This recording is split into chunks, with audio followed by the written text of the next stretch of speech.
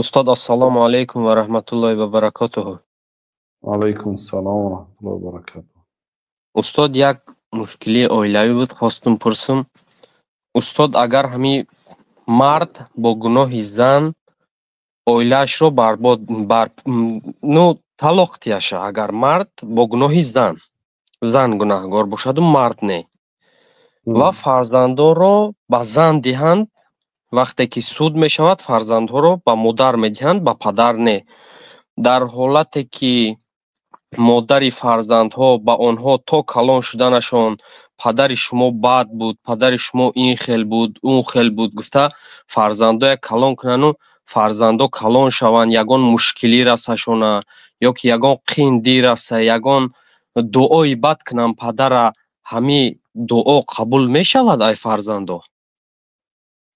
فرزندا تا سنی بلاغت رسیدن یعنی بر ذمه پدر است تأمینی تعام و لباسهاشون و تأمینی درس و مکتباشون. در زمانه ما این چیزای کردن نکار. اگرچه گناهی مادر که شما طلاق داده باشیدم، اون فرزندا از آن شما مسئله تأمینات زندگیش کردن نکار. اما اون زنک حق ندارد که برای فرزنداش پدرش گنده کنه. اون پدر و مادر کسی نیست که اختیارش در دست ما باشد. ما پدر و مادر اختیار کردن نمیتونیم. یعنی که زن اختیار میکنید، مال انتخاب میکنید، معقول نباشد نمیگیرید. اما پدر و مادر وای بدون اختیار شما هست. بنابراین اون گنده کردن کتی فایده ندارد. شریعت فرزندای امر کرده است که به پدر و مادرش نیکی کند. این زنک امر کرده ایستاده است که به پدرش بدی کند. یعنی در دل فرزنداش بدبینی جایگیر کرده ایستاده نسبتی پدرش. برعکس مادر گفتنش اگر که پدرتان آدمی بد باشدم، شما باید همراهی و نیکی کنید. الله تعالی میگه که و این جاهداک علی ان تشرک بی ما لیس لک به علم فلا تطعهما و صاحبهما فی الدنیا معروفا. اگر پدر و مادر تو رو مجبور کنن که به الله تعالی شریک بیاری، بت عبادت کن، هیکل عبادت کن، آتش عبادت کن، این آتش بسیار چیزی خوب است و درونش درای میسوزاند، این عبادت کن.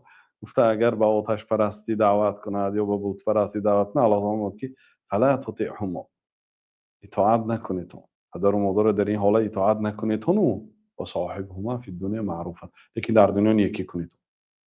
یعنی حقارت، دشنام، زدن، این کارو ممکن نیست. اگر به گناه امر کند فقط اطاعت نمیکنید شد.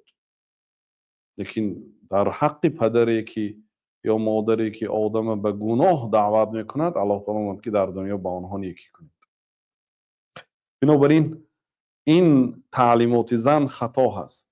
یعنی بعد جایگیر کردنی بدبینی نسبتی پدرش، این نادرست است. ما هم سوال ها میتی آدما، هزارها آدم سوال میدید که پدری ما بخشن مادر ما زدگی است، ظلم کردگی است، ما از ایام کودکی ما پرتافتگی است، مادر ما خودش به یک عذاب ما کلام کرد. امروز ما مهر نداریم به اون پدر.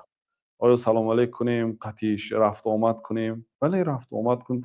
اون وقتی که به شما حقش ادا نکرد، شما حقش ادا کنید. ولا تخون من خانک. پیامبر صلی الله علیه و آله میگه تو خیانت نکن به اون آدمی که به تو خیانت کرد. اون آدم وظیفه خودش ادا نکرده است و جواب میتید، شما وظیفه خودتون ادا کنید. اون پدری شما هست. نیکی کرد نکرد شرط نیست.